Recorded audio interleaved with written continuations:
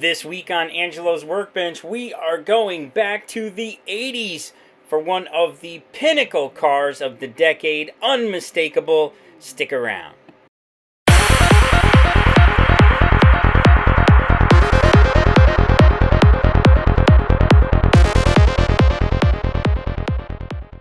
Before we jump into this week's video, I want to announce a new partnership. Angelo's Workbench has teamed up with Hobbynut Models. They've sponsored my channel. They sponsor a lot of YouTube channels. I want to go ahead and say that if you are already shopping Hobbynut Models through another YouTube channel, fantastic. Please continue to do so. If you've never heard of Hobbynut Models, then by all means, check out my description. Go and follow the link that's there. You'll be supporting my channel and supporting Hobbynut Models. Hey everybody, it's Angelo with Angelo's Workbench, here with my latest project, what's going to be another quick one. There's not a lot of parts in this kit. The Miami Vice Daytona Spyder. This car was everybody's wish that they wanted back in the 80s, watching Don Johnson zip around Miami. And then, truth be told, it wasn't even a Ferrari. It's a fascinating story. And then how he ended up with the Testarossa in Season 3 after Enzo Ferrari reportedly was very upset that a copy of a Ferrari was getting all the screen time and becoming so popular, and the guy who was making these kit cars was making a fortune selling them. Everybody was buying them and building them and driving around in their Daytona Spyders that cost a fraction of the cost. And the kit is very interesting in that the Daytona Spyder in real life on the show was a kit car based on a Corvette chassis. I think it was a 78 Corvette or a 79 Corvette. So the model kit, interestingly enough, has a Corvette chassis with a Corvette motor. They don't show it on the box art, but it is basically a Corvette kit with a Ferrari body, which is really cool. This kit has been issued several times over its life. There was an old monogram version that was molded in black. I think there might have been a couple. There's a few versions of the Revell one. Some of them have a scale level over here in this corner. It's a newer release. And then it has a different number than the 85-2868. And how I can tell the difference is, well, obviously the box art has a little picture here with the skill level and a scale thing. But this one does not because it's the older one. But then the decals for this car only include license plates. The decals for the newer one, I believe, I know it has like stripes for the seat because the seat has these black horizontal stripes that are difficult to paint. And there is decals for that when Revell went through and changed it and updated the decal sheet. I think it might also have had gauge decals as well for the dashboard. There are no Ferrari logos anywhere on the car. I don't think that there was any Ferrari licensing. I'm not sure. I don't see anything on the box, which is kind of interesting. But the best part is the Corvette chassis. It's really cool how they made it just like the regular car. And you can see that here in the instructions if you look. Like, there's a V8 going in there. Corvette V8. There's the Corvette headers. And pretty much that's how it goes. So, I've already de-sprued the parts. I did that while I was in Phoenix, Arizona, visiting my buddy Revell over at Muscle Car Modeler. I think he's got one of these going, too, in the background. I don't know if he's put it on his channel yet, but he's got one of these going, too. It's a fun kit. I've built it several times. And I want to build it now. Obviously, the last time I built it was about 12 years ago, so I want to build it with, I've gotten better. I've increased my skill, and I want to build it with my new skill set. One of the things that I want to change on it, I've built this car. This will be the second time. And you can see the exhaust pipes hang down really, really low. And I've got some pictures of the one that I built a long time ago, and I will show you some of those right now. And you can see that the exhaust hangs down really, really low. I mean, it almost touches the ground. And while on the regular car, the exhaust is pretty low, I don't think it's quite that low. So what I'm going to try to do is I'm going to try to fix that problem with this build. I'm going to try to move that exhaust up a little bit and make it look a little more normal. And then I'm just going to build it and display it and enjoy it. I mean, this is a great kit. I've got the white Ferrari Testarossa in my stash as well. One of the more recent releases with the updated decals because it has that scale and skill level logo in the upper right corner that they started doing on all of their kits after a while. I believe this one is dated 2005. Yes, 2005. And I don't know what the new ones are dated. I think it's maybe 2012 or something like that. But anyway, and then it includes the wire wheels, which are really cool looking. They take a wash really nice. I might 3D print a new set to get some better spokes. I don't know. We'll see. We'll see how it does, how it takes the wash and how I feel about it. I might also have to appropriate some Ferrari logos from my stash for the wheels, and maybe a fender emblem just to make it look the part. We'll see what happens. And then the clear parts are here. This is a very simple kit. There is not much at all. I mean, here are 5 colors. It's basically the semi-gloss black, silver, tan for the interior, turn signal amber, and transparent red for the taillights and turn signals. 5 colors. So this is very, very straightforward. Once you build the chassis and the engine, which are very simple, you're going right into the interior and then final assembly, and then you're done. It's a very simple kit. Should be a very quick build. I'm going to remember to paint the mirrors. I think last time I forgot to paint the mirrors. I'm going to make sure I paint the mirrors, and we're going to go with it. And it's going to be black, just like the car color, of course. One of the famous cars from the 80s. I've got to do it in black.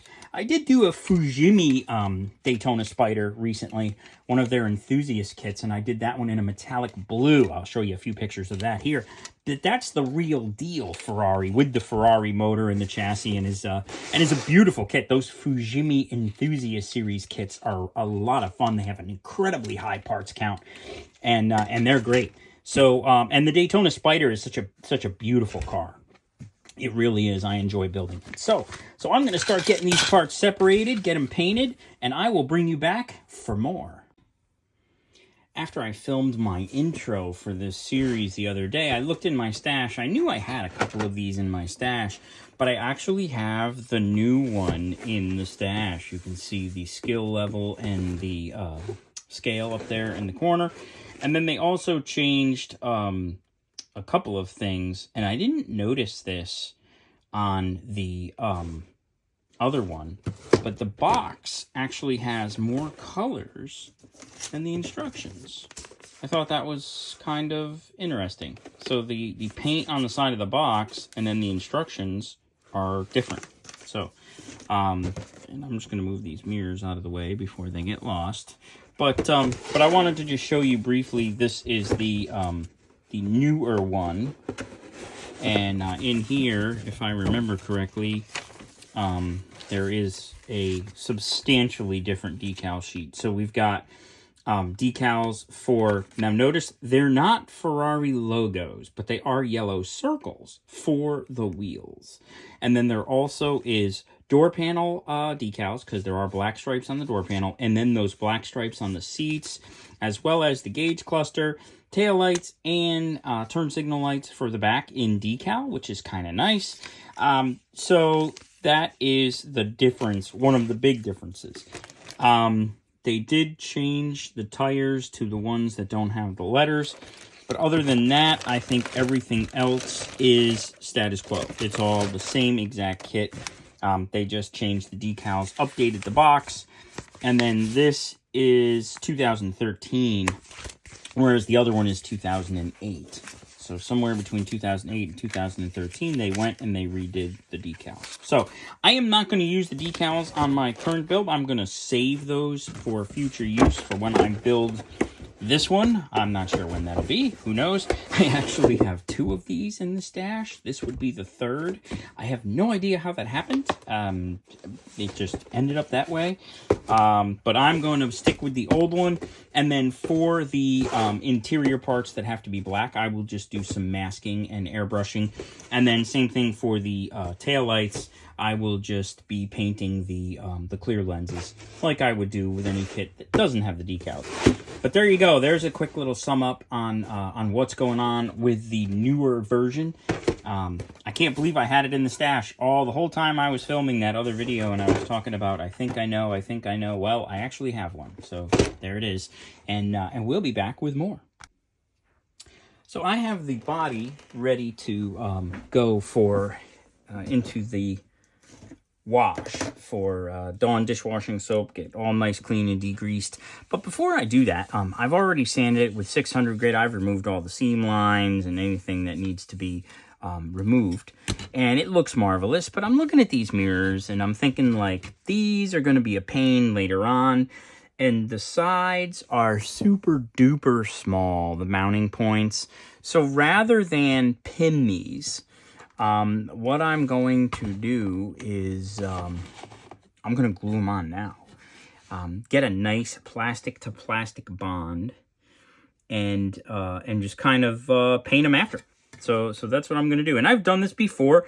You just have to be a little careful when you are painting them that you don't, knock them off. But they would be really, really well mounted at that point. So I'm just going to get a little Tamiya extra thin. I'm going to put the mirror approximately where I think it goes. And then I'm just going to touch that with the Tamiya extra thin. And I should be able to just kind of hold it in place for a second. The nice thing about doing this on a non-painted body is that, if you make a little bit of a mess, you're still at the point where you're going to be sanding and painting, etc., etc. So I can see I have gotten it a little crooked. And I have made a little bit of a mess because I put too much glue on. But that will all work out. I'm just going to push this down a little with a little bit of pressure. And then I'm just checking my straightness here, making sure it's straight and level. It does, in fact, look very good. And then I'll just get in there. I'm going to let this cure fully. And then I'll just get in there with a little sand. I'll sand away that little bit of glue mess, and that'll be the end of that. So now the trick is, the first one is easy, right? You just line it up approximately where you think it goes, and it looks good. The second one is a little more difficult because you have to line it up where you think it goes, make sure it's good, and simultaneously match it to the other one. So it gets a little more complicated with mirror number 2. And I'm going to take a lot of glue off of this brush this time. There we go. And there is plenty of glue on there. We're just going to move him up a little, back a little. Actually, a little bit more toward me. And it doesn't have to be absolutely perfect, but I do like them to at least be very, very close, especially when looking from above. So I will put on multiple pairs of eyes. I'll check them in my big eyes, and then I'll take the big eyes off, put the regular eyes on, and make sure that they look, in fact, very close to being in the same position based on the body lines. This one's going to slide back a smidge. There we go. And then from the back, they look level and straight. From the front, they look level and straight. So there, I think that was successful. So now we have mirrors mounted. I'm going to let them cure fully, and then I'm going to go in with just a little bit of sandpaper, especially on this one, because I've got that big blob there. But you have to let it fully cure so that the plastic is no longer soft, or else you just make a larger mess.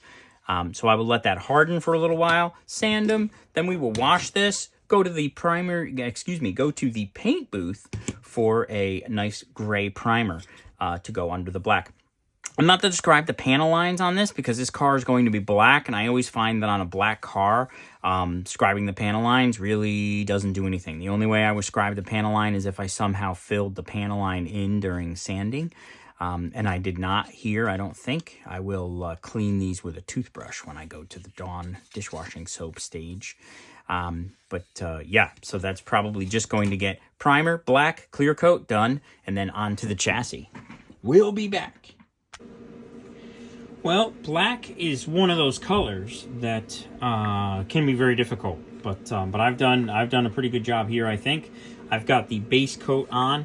Oddly enough, I just used Tamiya X1 gloss black, and obviously it's not shiny enough, but I did several iterations of primer, sand, primer, sand, primer, sand, to get a smooth, very smooth base coat.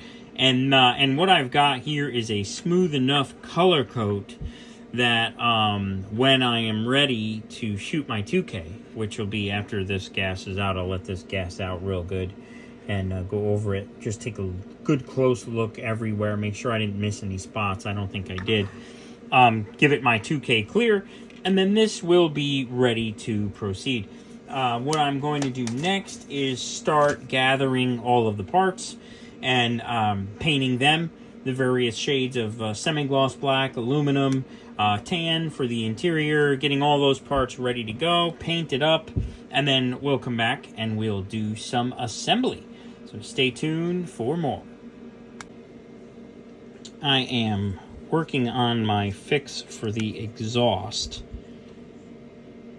because as I said in earlier in this video, the exhaust hangs down way too low. Specifically, I'm not too worried about the mufflers. Like, I don't mind the mufflers where they are, because they have to stick out under the body, and that's cool. But that piece of exhaust that goes over the rear end just hangs down way too low.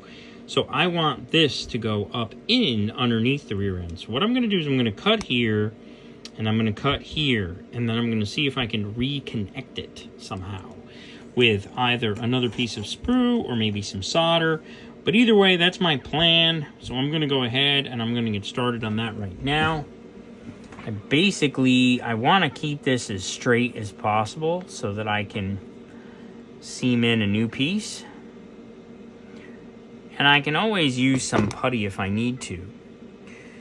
So now those are good. And I'm going to try and go right for these seams here. And there we go. So these are the offending pieces that I don't know what I'm going to do with. And now that I have disconnected these, I have a little bit more freedom to a certain extent. Now, obviously, this piece has to get reconnected now to the front of the exhaust here. That is going to go on the motor. And so I'm going to need the motor to help me. But this is going to go in just like that. Let me make sure that that is the angle at which it goes. And it appears so, because this is mounted here.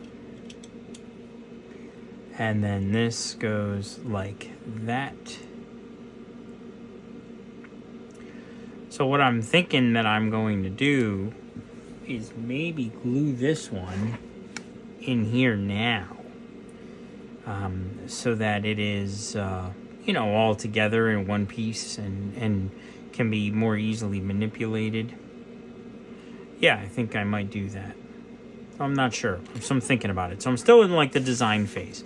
So I will bring you back when I have more on how I'm going to solve this problem.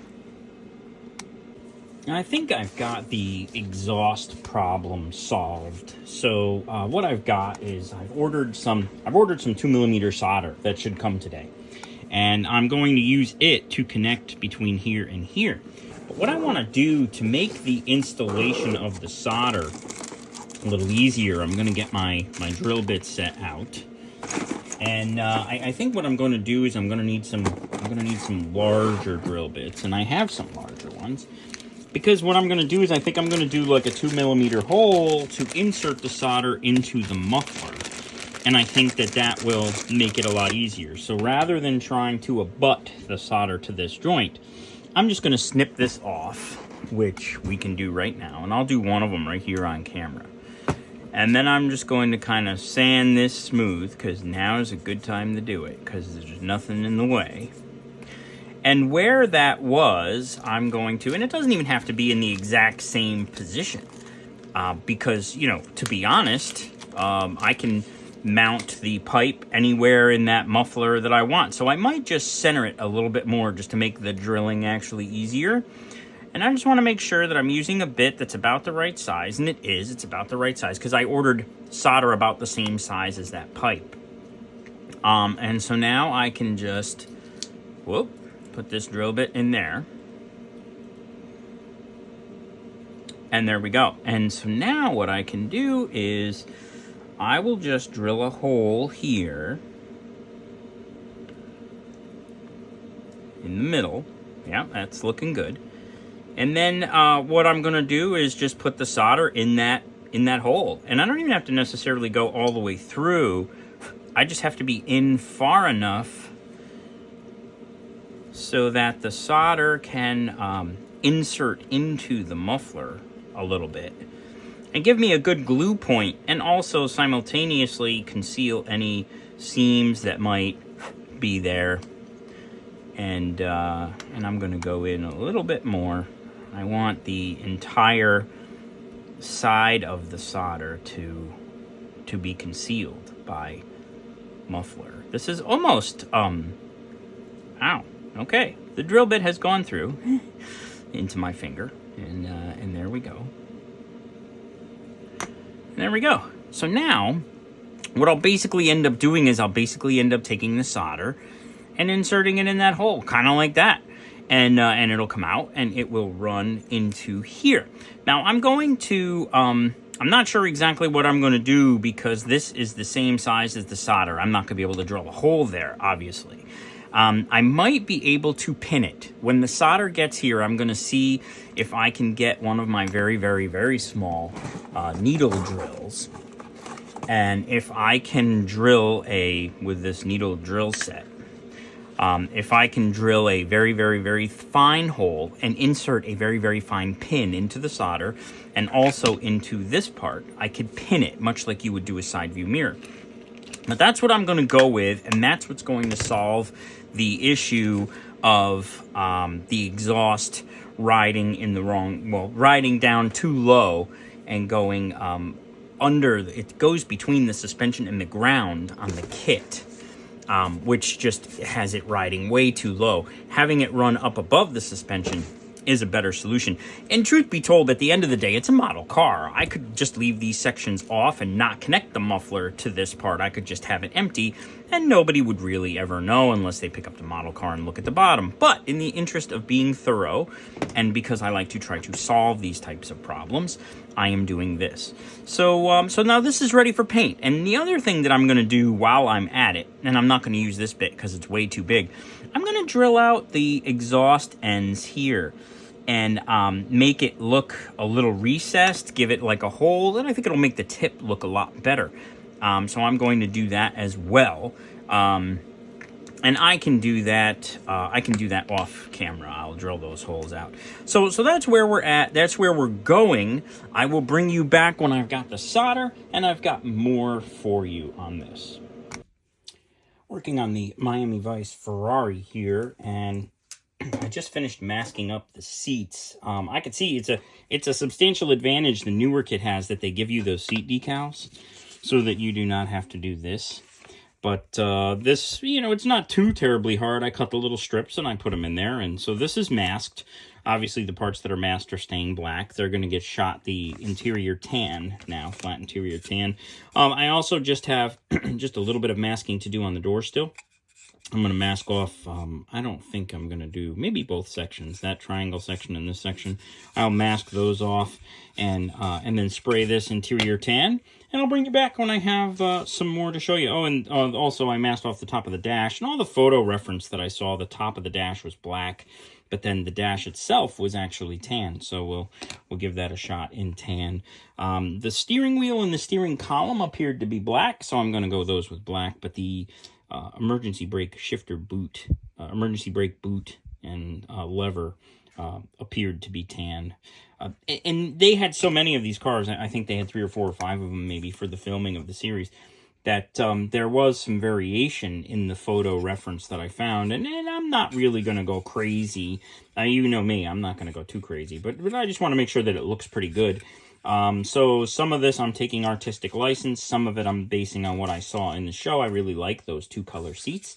So I'm putting those in, as well as some color variation in the interior. So come on back and we will look at the interior once it's painted.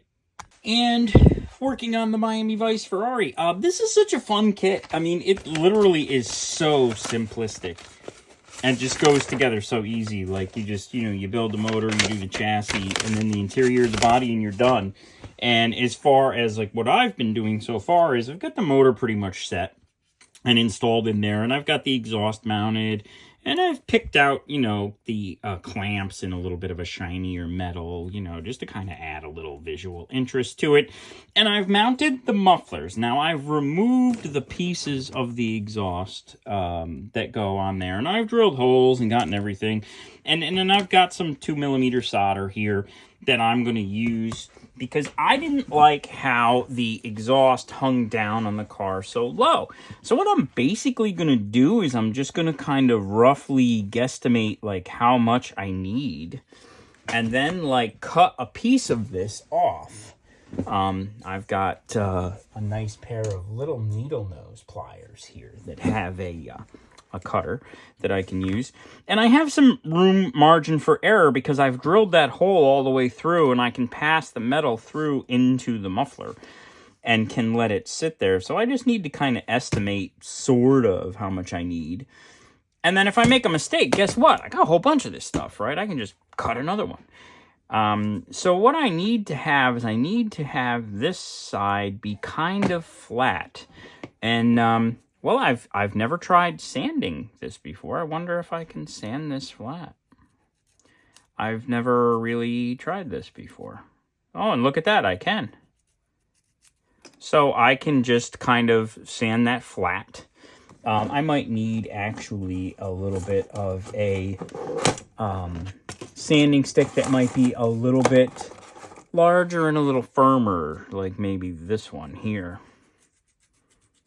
And I assume that this is some kind of lead, so this dust is probably not really good for you. So keep that in mind. So, and then I want to just kind of hook up to right there, which would be really easy. And I was thinking I was going to have to maybe paint this, but I'm okay with the sheen of the metal. Like, that's okay with me. So I'm just going to kind of push this. I'm going to kind of bend this a little bit. I'm just going to kind of push it into the muffler there. Now, the muffler is still a little loose from gluing, so I don't want to be too rough on it. And I'm just kind of bending it the way it needs to go through that exhaust, right? And can kind of bend it up and down and under and over and around, and then just kind of pass it through. And this is really just kind of trial and error. And so I'm kind of good with that, the way that looks. Like to maybe have that come a little further straight so that it doesn't look like it's just kind of going straight to the muffler and then ending. I want it to look, somewhat realistic, right? Like a real exhaust system would look. Like a muffler pipe wouldn't just go straight to the muffler and then have like a 90 degree, like a 70 degree angle. It would kind of meander in, sort of, because of the bend in the pipe. So, again, I'm still just kind of experimenting.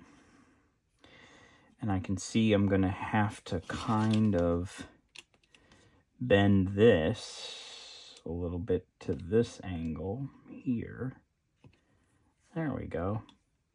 And then look at that. So I'm ending up with a nice piece of muffler pipe that just goes right down into the muffler. That's, that's pretty sweet.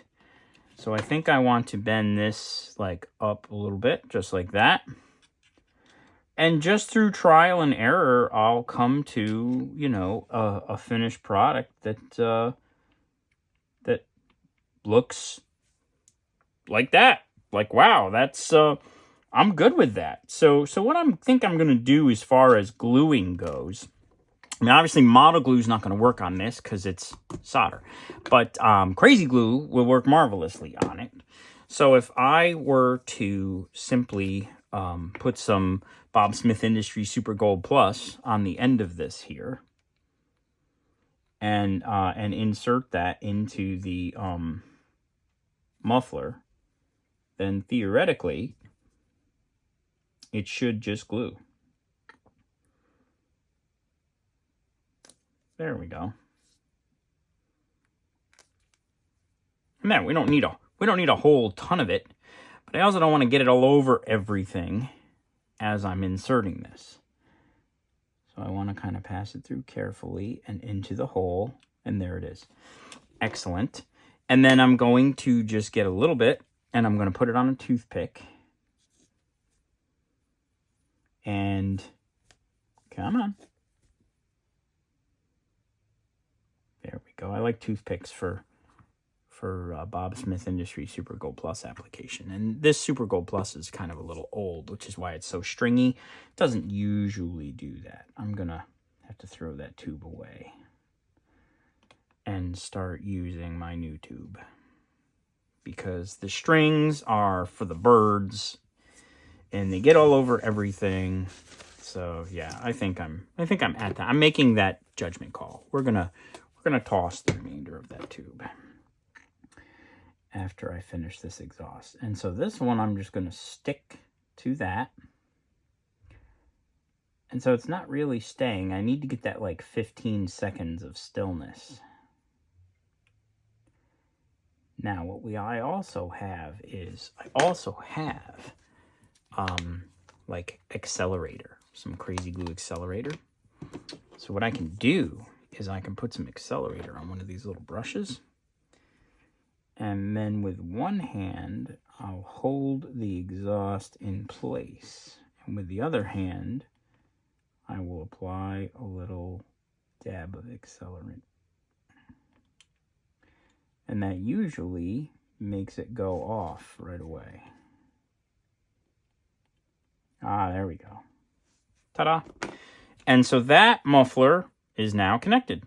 So now I'm going to do the same exact process with the other one. It's going to be the same thing, except I'm going to go through this side, and I'll have a much smaller piece. And then I'll bring you back when I've got this done, and we can take I'll give you a closer look at that. That looks pretty good. It looks better than the other one, right? The other piece went down and came across and went straight down and hung down on the ground. I showed you guys on the box art and in the pictures. I'll show you in the pictures of my real one, or my other one that I had built. The mufflers just look ridiculous, right? That just looks stupid. So I did a couple of things. I also cut the mounting tab and moved those mufflers up a little under the body. And I'm getting rid of all of this. The back of the car is just going to look so much better than stock. And that was always one of my pet peeves about this kit, was that exhaust. And I've always thought, hey, I'd like to change that and fix it. And so here we go. So I'll bring you back. I get the other one done. I'll bring you back and we'll talk more about it. And finishing up the Miami Vice car, this thing is pretty much done. I'm going to do the photo shoot. I got to wipe some fingerprints off it. Obviously, it's black, so it really shows every kind of fingerprint and or smudge or piece of dust. The only modification I really made to the car is I changed the exhaust underneath so that it went underneath the... I knew that hood was going to fall. So that it went underneath the rear axle instead of hanging down low. I cut the two pieces off that would have hung very much low. And I'll show you pictures of what that looked like on the one I built before. In fact, I have that one around here somewhere in one of my storage totes in the closet. But I think I built that one somewhere around 2008. And I just built it box stock back then. I didn't modify the exhaust, and you can see it hanging down the bottom. I'll show pictures. So the only other modification, too, is I did not even paint the convertible top because I never saw the car with that top on at all anyway. So I did not use the glass for the convertible top. I also did not use these triangle windows. I did research, and I must have looked at hundreds of pictures of this car in the series, and I did not see those windows except in one single solitary picture. I think it was the first season, one of the first few episodes. It happened to have that window, and it was the only instance in the entire season that I saw that little triangle window. So I left that little triangle window out. It is not on the car. I think the car looks substantially better without it. So we're going to do a photo shoot. We're going to have some photos. Stay tuned. There will be another new project coming up very soon. And here it is, the Miami Vice Daytona Spyder, all completed. I can remember poring over numerous issues of Kit Car magazine when I was a teenager, back when this show was on the air, looking for opportunities to purchase and build my own kit and find an old Corvette, a wrecked one, and do a rebody on it. And boy, I had a lot of big ideas about how I was going to do that and make it happen. Never did happen. Obviously, I was a teenager. I was a kid. But I had plenty of fantasies about, cruising up to school in one of these bad boys. The Ferrari Daytona Spyder is one of the best-looking cars, in my opinion. And this kit reproduces it pretty well, just as the kit car did. So I hope you enjoyed following along on this quick build. This was a quick build. The whole thing I think I built in about a week. So I hope you had fun. And stick around, we'll do a wrap-up right after this. Hey, thanks for tuning in and watching the Miami Vice build. I hope you had fun. Go ahead and click that like, share, comment, subscribe, all that stuff. Check me out on Facebook, TikTok, and Instagram. And also, if you're not already purchasing from Hobbynut Models, go ahead and click that link in the description. It will help support the channel. I'm looking forward to seeing you all next week for another exciting project. I hope you'll all come back then.